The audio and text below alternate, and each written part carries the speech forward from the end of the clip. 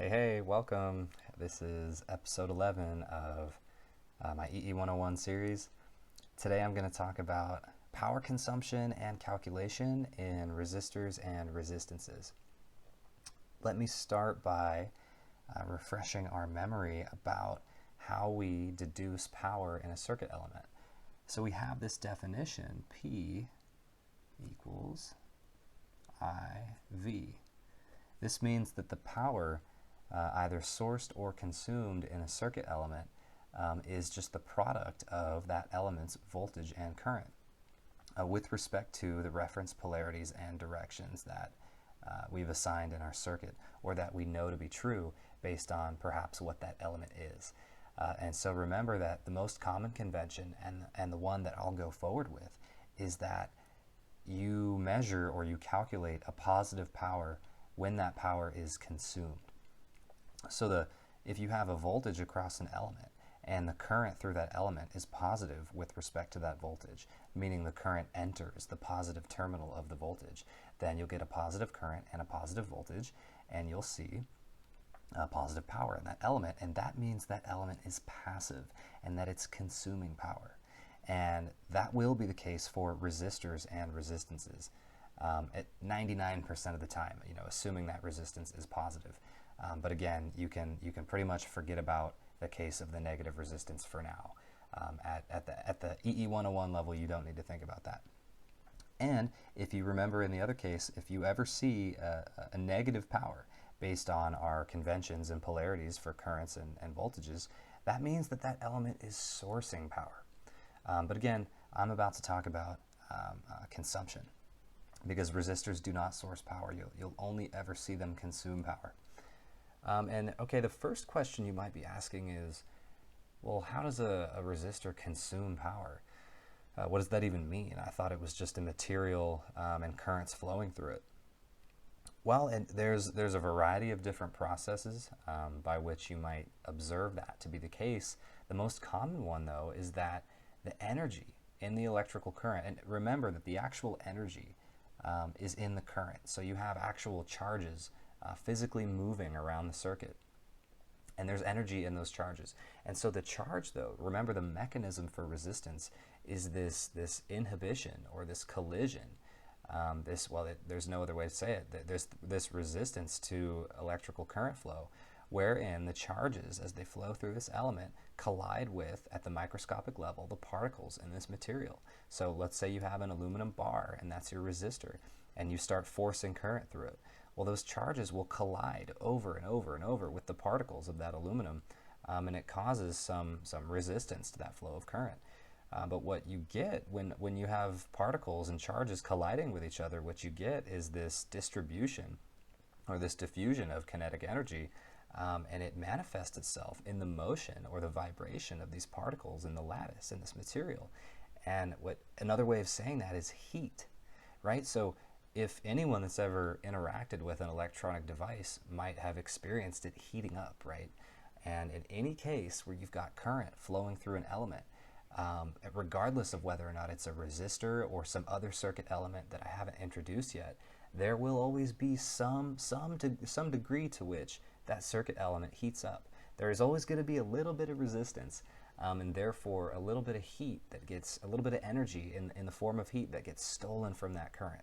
So a resistor might just be a path. It could be just a wire that's supposed to carry that current from one place to another. But even a wire has a little bit of resistance, and therefore you'll observe it after, if you force enough current through it or for a long enough time, you'll feel that wire heat up. So that's how the energy is manifesting itself. You can feel that heat, and that's the energy being stolen from the current and just diffusing off into the rest of the universe. So how can we measure or calculate that heat or that energy, or just how much power, energy per unit time, is being consumed by that resistance? So really all we want here is a way to express power as a function of resistance. And if you're savvy, the easiest thing to do here is you're noticing that we've got these two quantities, I and V, and if you remember Ohm's law from the last video, that's exactly how we're going to do it. So if you recall Ohm's law, and that is that the voltage across a resistance equals its current multiplied by the constant of proportionality, or its resistance. And I'm sure anybody with a math background, you can see immediately where I'm going with this. What I want to do is substitute in this relationship between voltage, current, and resistance into this relationship between power, current, and voltage, so that I can get power as a function of resistance. So I'm just going to directly substitute this voltage into this equation here, and then I'll have something. So we could just say that P equals I times R, or P equals I squared times R. And one thing you might notice, kind of like I just discussed, is that we're able to express the power in this resistance in terms of, one, its resistance, and two, the current. We don't actually even have to talk about the voltage in this expression. And you might be thinking, oh, that's great. Well, in reality, we have. Remember, we just substituted in this quantity, which is equivalent to the voltage. So you're not escaping, the information here. All the information is still here, right? So you could, again, if you don't need to know the resistance. Like, let's say you had a resistance and you measured its current and its voltage. Well, then great. Like, you know the power in it.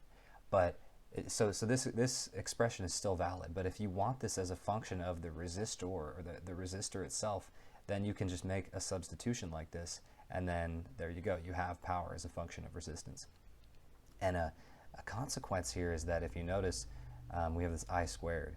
So what that tells you is no matter what current you input here, you're going to get a positive value for this power. And that totally aligns itself with the convention that I just described, how we use positive power to describe passive or passive circuit elements that consume power. And so another thing we could do here is substitute something in for current instead of voltage. So what if I said that another way to write Ohm's law is V over R? And that's true. So what happens if I substitute in the current instead of the voltage? And what you get is yet another way to write this expression for watts, which is V squared over R. And okay, much like what I just showed here, we have this square relationship with voltage. So no matter what voltage you input here, you're going to get a positive power, or a power that's consumed in this resistance. Okay, and this is most of what I wanted to talk about in this video. This is another extremely important relationship or perspective that we'll use to analyze circuits and power and energy. And it's just a simple and powerful way to incorporate in the resistance parameter into these calculations, depending on which information you may or may not have about your circuit. The last thing I want to say before I end the video, though, is just talk a little bit about the distinction between a resistance and a resistor. So I guess the right way to say this is it's kind of a semantic difference, and I'll be careless about it as I talk about circuits, but it's just something to think about. So a resistor, or the symbol, or the tool that we put into our circuits, is usually a model, and you can model different physical behaviors with a resistor. So if you recall my definition of resistance in the last video, resistance is just a volt-amp ratio. So by definition, ohms is the ratio of volts to amps. So if you encounter somewhere in your circuit a volt-amp ratio, you can model that behavior as a resistor, or model it as a resistance with a resistor. So like I talked about how we can create with different materials and different shapes physical resistances, but there's different phenomenon that we might model with a resistor. So we use a resistor to describe a physical resistance, but certain things like a speaker, based on a speaker's volt to amp ratio, we might say it has a certain resistance in ohms, even though it wasn't designed as a resistance in particular. Another place you might see this is in an antenna. A lot of times we say that an antenna has a certain radiation resistance, but that's really just because it has a certain volt-amp relationship. And so it's not so much that an antenna was designed to be a resistor, but we just observe for a voltage that we apply, we observe a current, or for a current that we apply, we observe a voltage. So a lot of times in circuits, we just draw that as a resistor symbol, or we just say that we can just model it as a resistor and not have to think about anything else. So just keep that in mind. And this isn't something that's special about resistances. It's something that we do in electrical engineering every day. Every opportunity we get to model something as a simple concept that we understand, we're going to do it. Anytime we get a chance to black box something away, or hide the details of something and just operate under our simple rules or conditions that we know very well, we're going to do it. And so that's all I wanted to say. I'll talk more about that later. I hope this discussion of power consumption and calculation was helpful. I'll definitely come back to this in future videos. We're going to use this, especially as I start solving problems. So I think on that note, I'm going to end the video here. Let me know if there's anything I can do to improve this or future videos. I think the next thing I'm going to talk about is some actual circuits using the elements that I've introduced so far, and maybe we'll do some voltage, current, resistance, and power calculations. So get excited for that. And other than that, thanks for watching, and I hope you have a great day.